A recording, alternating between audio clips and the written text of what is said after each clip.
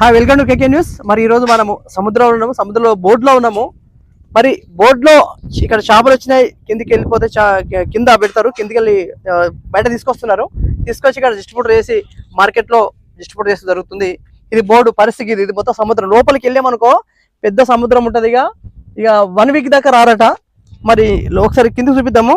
Sir నమస్తే భయ్యా, పైకి ఎక్కుతారా సార్? ఒక మెట్టు ఎక్కండి సరిపోతుంది. ఓ సూపర్. అంత పెద్ద చేపలు. వావ్, కింద పెద్ద గోదాం ఉంటుంది అన్నట్టు. గోదాంలో వేసేసి సెట్ చేసుకొని పై తీసుకొస్తారు. మీరు ఒకసారి పైకి రండి. ఓకే, ఏం పేరు? మీ పేరు? నాగరాజ్. నాగరాజ్ గారు నమస్తే, బాగున్నారా? బాగున్నా సార్. ఒక వారం వెళ్ళిపోయి వచ్చిరా? వారం అవుతుంది సార్. వారమేరా? ఓకే, తిన్నారా ఏమన్నా? చేపల కూర. చేపల కూరనేనా? మా బావ కట్టింది సార్. అవునా? ఓకే ఓకే, పర్లేదు. ఒకసారి మాట్లాడ, కెమెరాకి చూడాలి. ఏం పేరు? మీ పేరు? నాగరాజ్ సార్. నాగరాజు. ఎంతమంది పిల్లలు మీకు? అబ్బాయి అమ్మాయి. ఏం చదువుతారు? అబ్బాయి 10th చదువుతున్నాడు. ఓకే, అమ్మాయి 9th చదువుతుంది. ఓకే, ఇది మీరు ఒక 1 ఇయర్ ఒక 1 వీక్ లోపలికి వెళ్తారు కదా చేపలకు. ఎట్లా మరి మీ ఫుడ్ అది అన్ని ఎంత బాగుంటుందా? మొత్తం వేసుకెళ్తాం ఇక్కడ నుంచి. అంతేనా? మొత్తం హార్డ్ వర్క్, చాలా హార్డ్ వర్క్ కదా. మొత్తం ఏమేమి చేపలు తీసుకొస్తారు మీరు? మొత్తం అన్ని ఒక చేపానికి అన్ని రకాలు ఉంటాయి. అవునా? అన్ని రకాలు.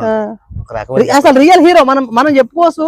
ఇక వాస్తవానికి సినిమాలు చూస్తాం కదా, సినిమాలు చూసినా కాదు వాళ్ళ ఫీల్డ్ వాళ్ళ కానీ ఆ సినిమాలు చూస్తాం, బోర్డులు సినిమాలు చూస్తుంటాం కదా. అసలు రియల్ హీరోలు ఇక్కడనే ఉన్నారు మన ముందు. రియల్ హీరో వీళ్ళు. రియల్ అంటే వీళ్ళు. బాగా కష్టం సార్ మాకు. చెప్పండి, మీకు కష్టంగా చెప్పండి. అసలు చేపలు 1 వీక్ పోయి చేపలు తీసుకొచ్చి ఏమేమి చేపలు తీసుకొస్తారు, ఏంది పరిస్థితి, ఏంది? అన్ని రకాలు తెస్తాం. నిమ్మలంగా మాట్లాడండి, కూల్ గా మాట్లాడండి, నో ప్రాబ్లం. అన్ని రకాలు తెస్తాం. అన్ని రకాలు రకమైన కాదు, రైలు, పీతలు, కండబాయిలు, సొరలు, అన్ని వంజనాలు, సుక్కలు, సందవాలు అన్ని తెస్తాం సార్. సముద్రం మన కన్న తల్లి. అంటే మాకు అంత ఇదే ఉండదు. నోటికొచ్చి రూపాయలు ఇస్తాడు మాకు. మీకు ఎంత ఉంటుంది అవ్వాలి? అసలు మర్చిపోయినా. మీకు సాలరీ ఎలా ఉంటది మీకు? అంటే 20 రూపాయలు కమిషన్. ఒక 1 వీక్ వెళ్తే మీకు ఎంత వస్తుంది? చెప్పలేం, పడవచ్చు పడకపోవచ్చు. ఒక 5,000 వస్తాయి మినిమం. వారానికి 5,000 వస్తాయి. వారానికి 5,000 చూసాం. ఒక వారం బోర్డులో పోతే, వాళ్ళ కష్టం ఒక 5,000. అది కూడా మనకు గంగమ్మ తల్లి మంచి సాథ్ ఇచ్చి వాళ్ళు ఆశీర్వదించి వాళ్ళందరినీ, పోయిన వాళ్ళందరినీ, బోర్డుని కానీ బోర్డులో పోయిన వాళ్ళని కూడా అందరికి ఆశ్రయిస్తే వాళ్ళ మంచి గిట్టుబాటు. అంటే భగవంతుడు చూసినవా, ఈ సముద్రం ఎక్కడికో లోపలికి వెళ్ళి చాలా అన్ని చేపలు తీసుకొచ్చి జనాలకు, ప్రజలకు వాళ్ళకి మంచి మంచి ఫుడ్ పెడుతున్నారు వీళ్ళు. ఈ రకమైన చేపలు వీళ్ళు పెడుతున్నారంటే చాలా గ్రేట్. అసలు వాస్తవానికి రియల్ హీరో అనుకోవచ్చు మనం వీళ్ళని చూస్తే. ఎందుకంటే మనం బయట చూస్తుంటాము, మామూలుగా మార్కెట్లో చూస్తే చేపలు అమ్ముతుంటే ఏముందో అనుకుంటాం, కానీ ఇక్కడికి వచ్చినాక అర్థమైపోతుంది ఇలా కష్టం, కానీ ఇలా కష్టాలు, ఇలా బాధలు, వాళ్ళ టెన్షన్ వాళ్ళు అసలు ఎవరు పట్టించుకోకుండా వర్క్ చేస్తున్నారు. చూస్తున్నారు, దాదాపు నేను గంట చూస్తున్నా, అబ్జర్వ్ చేస్తున్నా. ఎవరు ఫీల్ వాళ్ళు పాట పాడిస్తున్నారు. చిన్న చిన్న చేపల కంచెలి ప్రతి ఒక్కరు ఎవరి పనులు చేసుకుంటున్నారు. ఒకసారి అన్నయ్యతో మాట్లాడదాము. ఏం గోపాలరావు. ఎంతమంది పిల్లలు నీకు? ఒక అబ్బాయి. అవునా? ఓకే, మీరు చేపలేనా? నేను ఈ బోట్లోనే ఏట. మీరు ఈ బోట్లో వెళ్తారా? ఓకే, ఈ బోట్లోనే ఏట. రాత్రి చెప్పండి, అసలు కూర్చోండి. రాత్రి వచ్చి ఏటకి వెళ్ళి నైట్ వెళ్ళారా? వాళ్ళకి వారం రోజులు అవుతుంది. వారం రోజులకి పొద్దున్న నుంచి పని చేస్తానే ఉండవు. ఇంకా 6 గంటల దాకా చేసినా కూడా అవ్వదు, చేయాల్సిందే. ఈ సరుకు అంతా కొట్టి మొత్తం కడిగి గంటల టైం అయింది. పొద్దున్న 6 గంటలు, 6ంటికి వచ్చాం కదా, మళ్ళీ 6 అవుద్ది. ఇక అప్పుడు దాకా పని చేసి మేము కూరగా చేపలు పంచుకుని ఓనర్ గారి దగ్గర బేటా డబ్బులు, వాడకం డబ్బులు తీసుకుని శాలరీ ఏటకెళ్తే మనకు 6,000 వస్తాయి. పై ఆటో ఇస్తారు 3,000, 9,000, 8,000 దాకా వస్తాయి ఒక వారంలో. అంటే గంగమ్మ వర్కర్స్ ని పెట్టి పై ఆటోలు ఉంటాయి. ఆ పై ఆటోలను బట్టి వస్తాయి. ఈ ఆట అయిన తర్వాత సరుకు 4 లక్షలు రావచ్చు, 4.5 రావచ్చు. ఎక్కువగా పడితే 7-8 లక్షలు కూడా వస్తాయి. దాన్ని బట్టి బోట్లు ఉన్నాయా? మీరు కూలి పని చేస్తారా? మాకు ప్లాస్టిక్ బోట్ ఉంది. అది ఇప్పుడు టైం కాదు, తర్వాత ఇంకా టైం కాదు, పెద్దదలే. ఓకే, ఎలాంటిది ఉంది ఇప్పుడు దీపావళి కానీ దానికి స్టార్టింగ్ వస్తుంది. అప్పటి నుంచి నేను దానికి వెళ్తాను. ఇప్పుడు ఖాళీ కదా, దీనిలో వస్తున్నా. ఇప్పుడు సముద్రం, మామూలుగా సముద్రం ఎంత లోపలికి వెళ్ళగలుగుతారు మీరు? ఇప్పుడు ఇక్కడ స్టార్ట్ చేస్తారు కదా, సముద్రం అంటే ఎన్ని కిలోమీటర్ రూపాయల దాకా వెళ్ళగలుగుతారు? 100 కిలోమీటర్ రూపాయలకి వెళ్తారా? ఇక్కడ నుండి నరసాపురం దాకా వెళ్తాం. నరసాపురం అంటే ఎన్ని కిలోమీటర్ వస్తుంది మనకి సముద్రం రూపాయలు? మైలేజీ లెక్క వస్తుంది. మైలేజీ లెక్క వస్తుంది మాకు. మైలేజీ లెక్క వస్తుంది. ఇటు మనం అనుకోవచ్చా దాదాపు ఏం లేదా కానీ ఒక 200 కిలోమీటర్ పోవచ్చు అనుకోవచ్చు మనం. వెళ్తాం. ఇటు వెళ్ళేటప్పటికి బందర్ వెళ్ళేటప్పటికి 70 మైళ్ళు దాకా వస్తుంది. 70-80 మైళ్ళు. పోయినప్పుడల్లా మీకు దాదాపు ఎన్ని క్వింటాల చేపలు తీసుకురాగలుగుతారు అంచెలు మీరు? 7-8 టన్నులు వస్తుంది. 8 టన్నులు వస్తుంది. చాలా పెద్దది ఏదన్నా కానీ మొత్తం. మరి 7 టన్నులు బోట్ ఆపుతుందా? లోపల ఆపేస్తుందా? అసలు ఎంత 10 టన్ను వరకైనా కెపాసిటీ ఆపేస్తుందా? ఆ బోట్ అయితే 20. ఇంకొక విషయము, అసలు మీ మత్స్య కార్మికులు వాస్తవానికి ఎంత హార్డ్ వర్క్ అంటే, ఇప్పుడు చాలా మధ్యలో అయిన తర్వాత వర్షాలు, తుఫాను, గాడుపు ఇవన్నీ వస్తుంటాయి కదా, మరి ఆ పరిస్థితులు ఎలా పరిస్థితి మనది? వైర్లెస్ సెట్ ఉంటుంది. మెసేజ్ టోర్ స్టేషన్ నుంచి మాకు ఫోన్లు వస్తాయి. వైర్లెస్ సెట్ ఉంది కదా, వైర్లెస్ సెట్. ఆ సెట్ ద్వారా అక్కడ తెలియజేస్తారు. తెలియజేసినప్పుడు వాతావరణం బాగోలేదు, మత్స్యకారులు దగ్గరికి వచ్చేయాలని చెబుతారు. చెప్పినప్పుడు మేము దగ్గరలోకి వచ్చేస్తాం. ఎటన్నా రేవు ఉండక వచ్చేస్తాం. మనకు ఒక పోలీస్ డిపార్ట్మెంట్ లాగా ఎట్లయితే మనము వైర్లెస్ ఉంటుందో ఆ రకంగా మీకు అంటే మాకు తెలియక అడుగుతున్నాము. అంటే మనకు ఏ ఇబ్బంది ఉన్నా గానీ ఏదున్నా గానీ మనకు వైర్లెస్ తరఫున వచ్చేస్తుంది. దాన్ని బట్టి వెనక్కి వచ్చేస్తాం. మొత్తం తెలియపరుస్తారు. ఎక్కువ కార్మికులు వస్తే మనకి సేఫ్ ఉంటుంది కదా, ప్రాబ్లం ఉంటుంది కదా. ఉండదు. ఎక్కడ రేవు ఉంటే అక్కడ రేవులోకి వెళ్ళిపోతుంది. కల్లూరు, మెడ్రాస్ వాటి నుంచి కూడా వస్తాయి బోట్లు.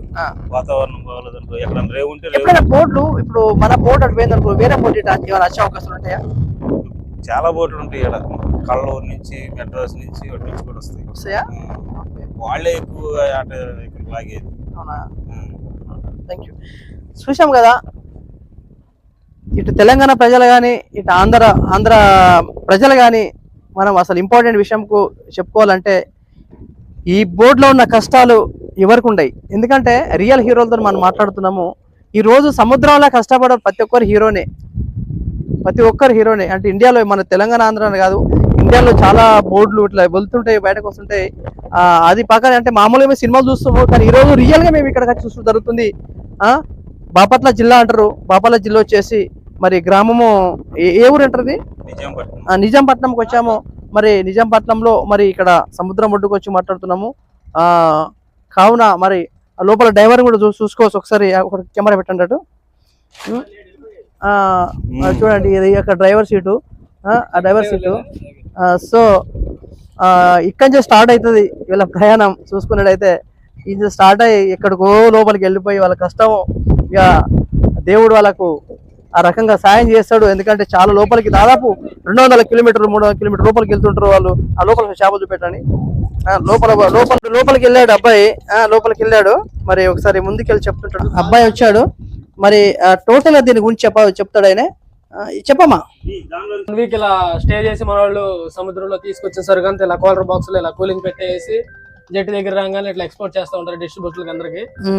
ఇక ఇది మొత్తం ఇక ఇటు సైడ్ ఎదరికి వెళ్తేనేమో ఇక ఇదే సరికంతా ఇట్లా కూలర్ బాక్స్ లో ఇట్లా కూలింగ్ పెట్టి ఐస్ వేసి ప్యాక్ చేస్తారనమాట.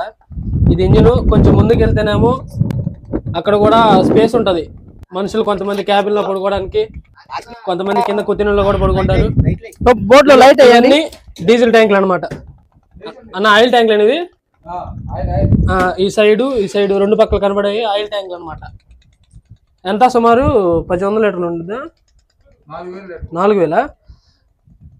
స్టార్ట్ అయిన కాడ నుంచి వీళ్ళ జర్నీ స్టార్ట్ అయిన కాడ నుంచి 7 days కూడా ఇంజిన్ ఆఫ్ అనేది ఉండదు, ఆన్లోనే ఉంటుంది.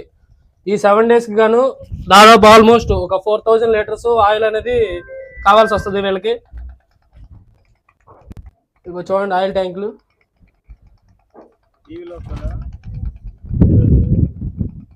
ఇంకా సరుకు అనేది ఎక్కువ ఎక్కడైనా పడితే ఈ బాక్సుల్లో స్పేస్ చాలకపోతే ఇలా థర్మాకోల్ బాక్సుల్లో పెడతారనమాట. మళ్ళీ అంతే.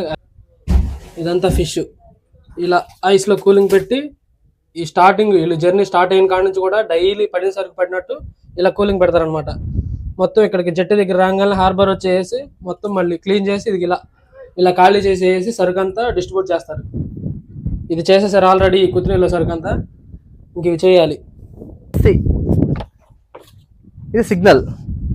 ఈ సిగ్నల్ నుండి పైన ఉన్న సిగ్నల్ ఉంది కదా, ఏమన్నా ప్రాబ్లం వస్తే ఇలా సిగ్నల్ వచ్చి ఆ సిగ్నల్ నుండి బ్యాక్ సైడ్ వస్తారనమాట. ఇంకో కొంచెం ముందుకెళ్ళి చూసుకుంటాం. అలాగనే అసలు ఈ చేపలను తీసుకుపోయి అక్కడ మార్కెట్ అవుతుంది, ఒకసారి ఆ మార్కెట్ దగ్గర ఇది వీళ్ళ పరిస్థితి. సముద్రం చేపలు వచ్చి ఇలా ఈ రకంగా అమ్ముతుంటారు అన్నమాట. కొంచెం ముందుకెళ్ళి చూద్దాం మనము. ఈ బోర్డులు చూడండి, ఎన్ని బోర్డులు ఉన్నాయి ఇక్కడ. ఒక్కొక్క బోర్డు వచ్చేసి 1 కోటి, 1.5, 2 కోట్ల రూపాయల బోర్డులు ఇవి. ఇప్పుడు ఇంతకుముందు ఒక ఓనర్తో మాట్లాడాము మనము. ఒక్కొక్క బోర్డు వచ్చి 1.5 కోటి రూపాయలు, 30 లక్షలు, 40 లక్షలు, ఈ రకంగా బోర్డులు ఉన్నాయి ఇక్కడ.